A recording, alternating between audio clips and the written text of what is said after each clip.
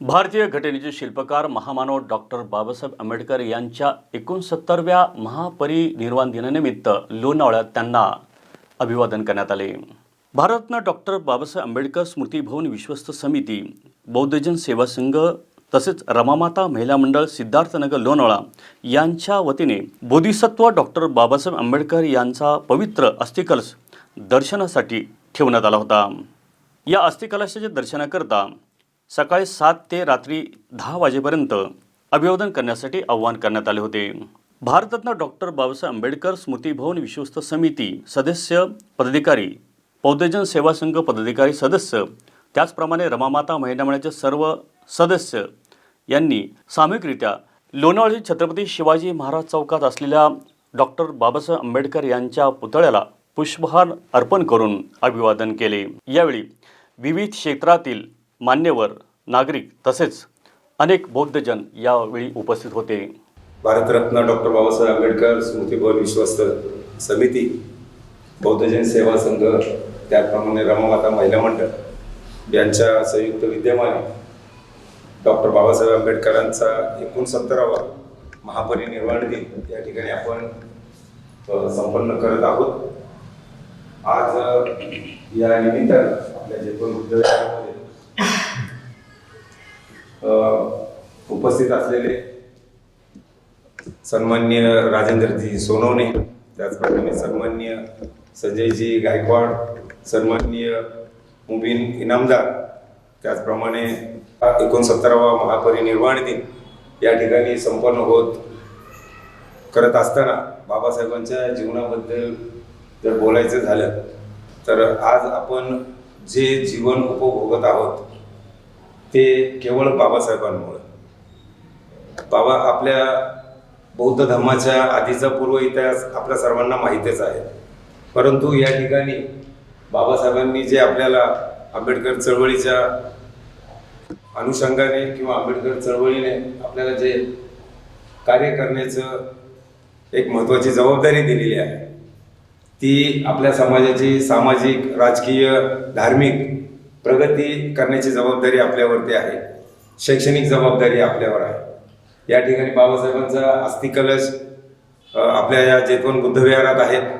या कलशाचा इतिहास म्हणजे 1973 मध्ये चैत्यभूमीवरनं बाबासाहेबांच्या या अस्थिकलशाचा कलश नागपूर या ठिकाणी घेऊन जात असताना दिवंगत माईसाहेब आंबेडकर या घेऊन जात असताना आपल्या त्या काळच्या नेते मंडळींनी त्यांच्याकडनं आपल्या लोणावळ्यातील सामाजिक कार्याबद्दल आणि आंबेडकर चळवळीबद्दल त्यांना माहिती देऊन त्यांच्याकडनं बाबासाहेबांच्या अस्थिकलशामधील काही अस्थींचा भाग मागितला आणि तो त्यांनी तात्काळ ती विनंती मान्य करून आपल्याला बाबासाहेबांच्या कलशाकरता आपल्याला अस्थी दिलेल्या आहेत आणि तो अस्थिकलश आपण बौद्धजन सेवा संघाच्या वतीने तयार करून या ठिकाणी ज्या आपल्या बौद्ध बांधवांना, आंबेडकर चळवळीतील अनुयायांना 6 डिसेंबर रोजी चैत्यभूमी दादर या ठिकाणी जाता येत नाही, त्यांना दर्शनाकरता मावळ तालुक्यातील तमाम आंबेडकरी अनुयायांना या ठिकाणी 6 डिसेंबरला आणि वर्षभराकरता या ठिकाणी दर्शनाकरता उपलब्ध असतो। महामानव भारतरत्न डॉक्टर बाबासाहेब आंबेडकर यांचा महापरिनिर्वाण दिन या दिनानिमित्त जैतवन बुद्धविहार लोणावळा येथे होत असलेल्या आंबेडकर हे नावच देशाला किंवा संपूर्ण विश्वाला एक परिचित आणि योग्य दिशा देणारं नाव असं आजचा इतिहास आपल्याला सांगतो। संपूर्ण आयुष्य बाबासाहेबांनी देशाच्या कार्यासाठी वाहिलं आणि प्रामुख्याने जेव्हा स्वातंत्र्य मिळण्याची वेळ आलेली होती आणि स्वातंत्र्यानंतर देशाचा गाडा चालवण्यासाठी काहीतरी आपली नियमावली असणं आवश्यक आहे, कुठंतरी कायदा, त्याचं रक्षण करणारी संस्था अस्तित्वात असणं आवश्यक आहे, जेणेकरून या देशातील लोकशाही मार्गाने जात असलेल्या शासन प्रणालीला एक दिशा मिळेल। यासाठी त्यांनी देशाचं संविधान स्वहस्ताक्षरात लिहिलं। अनेक वर्ष 2 वर्षाहून अधिक काळ त्यांनी हे कार्य केलं आणि हे संविधान संपूर्णपणे लिहून त्यांनी देशाला समर्पित केले. आज ज्या संविधानाच्या आधारे अनेक कायदे आपल्याकडे होतात आणि त्या कायद्याच्या माध्यमातून देशाची लोकशाही व्यवस्था चालवली जाते. सरकार कोणतंही असो, परंतु ते संविधानाच्या मार्गानेच चालतं. हा देशाचा एक मोठा महत्त्वाचा विशेष भाग आहे. आणि अशा या संविधानाचे कर्ते, ज्यांना आपण घटनाकार असं संबोधतो, असे भारतरत्न डॉक्टर बाबासाहेब आंबेडकर यांचा आज महापरिनिर्वाण दिन. त्यांच्या स्मृतीस मी आपल्या सर्वांच्या वतीने अभिवादन करतो. आणि त्यांचं जे कार्य आहे ते कार्य पुढे नेण्याची केवळ आंबेडकरी अनुयायांची चळवळ नव्हे, तर देशाची चळवळ आहे. आणि सर्वांनीच त्यांच्या विचारांना पुढे न्यावं असं आवाहन करतो. यांच्या महापरिनिर्वाण दिनानिमित्त, त्यांची पुण्यतिथी निमित्त आपण आज या ठिकाणी आलो.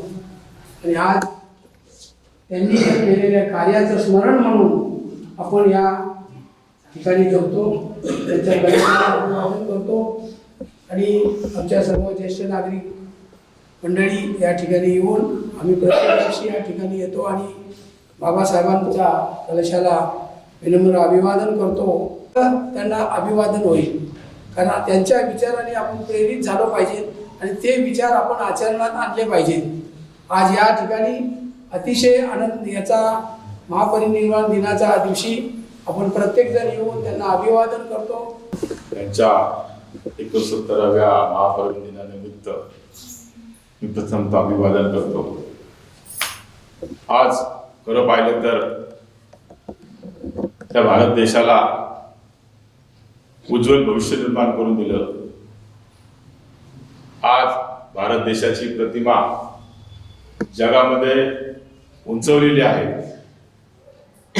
त्याच्या मागं खरं अभ्यास, खरा विचार जर कोणाचा असेल, खरं कष्ट कोणाचे असतील, तर केवळ आणि केवळ डॉक्टर बाबासाहेब आंबेडकरांनी जी अहोरात्र अभ्यास केला, अतिशय कमी आयुष्य या अभ्यासामुळे बाबासाहेबांना मिळालं. आणि आज एक मोठा बलवान देश किंवा बलवान लोकशाही, ज्या लोकशाहीचा अभिमान आज सर्व जगाला आहे, अशा या महापुरुषाच्या अभिवादन सभेला आपण आलो आहोत. आमचा भिनानुयायांचा खरोखरच मुक्तिदाता आमच्यातून निघून गेला, हे खूप मोठं दुर्भाग्य आम्हा सर्वांचं आहे. परंतु बाबासाहेबांचे विचार घेऊन आम्ही निश्चितपणे पुढे जाऊ, एवढे या ठिकाणी अभिवादन करतो आणि थांबतो. जय हिंद. आज बाबासाहेबांचा म्हणजे 69वा महापरिनिर्वाणानिमित्त आपण इथं आलेलो आहोत. आज बाबासाहेबांनी म्हणतात ना, जगाला नाही अख्ख्या विश्वाला त्यांनी दाखवून दिलेले आहे की आज बाबासाहेबांमुळे आपण कुठेही, आज महिला तर म्हटलं तरी आज कुणामुळे ते सगळं काही बाबासाहेबांमुळे. परंतु आज आपल्यामध्ये त्यांना 69 वर्षाला आज बाबासाहेब असते तरी सर्वांना आज म्हणतात ना, ही जात पात हे काहीच नसतं झालं. आणि असं तर अजूनही नाही झालेलं, परंतु आज हा देश म्हणजे खूप विश्वामध्ये. डॉक्टर बाबासाहेब आंबेडकरांना या ठिकाणी अभिवादन करत असताना खरं म्हणजे या ठिकाणी डॉक्टर बाबासाहेब आंबेडकरांनी मोठ्या तिकडेने म्हणजे खाली पोटाने या संविधान लिहिलं. खरं पोटाला भूक लागल्यानंतर आपल्याला काय काय लागतं, आपल्याला काय काय गरजा आहेत, हे बाबासाहेबांनी देशाला संविधान देऊन दाखवलेलं आहे. आज देशामध्ये ज्या ज्या सामान्य लोकांच्या, श्रीमंत लोकांच्या, गरीब लोकांच्या गरजा भागवण्याचं काम संविधान करत आहे. संविधान राबवणं हे राज्यकर्त्यांचं काम आहे. जे राज्यकर्ते हे संविधान चांगलं चालवतील तेच या देशाला तारक राहील असं बाबासाहेबांचं म्हणणं होतं. 6 डिसेंबर 56 साली वेळ कशी ती हेरली, दुष्ट काळाने भीमरायांची प्राणज्योत ती चोरली, दुष्ट काळाने भीमरायांची प्राणज्योत ती चोरली. बुद्धं शरणं गच्छामि,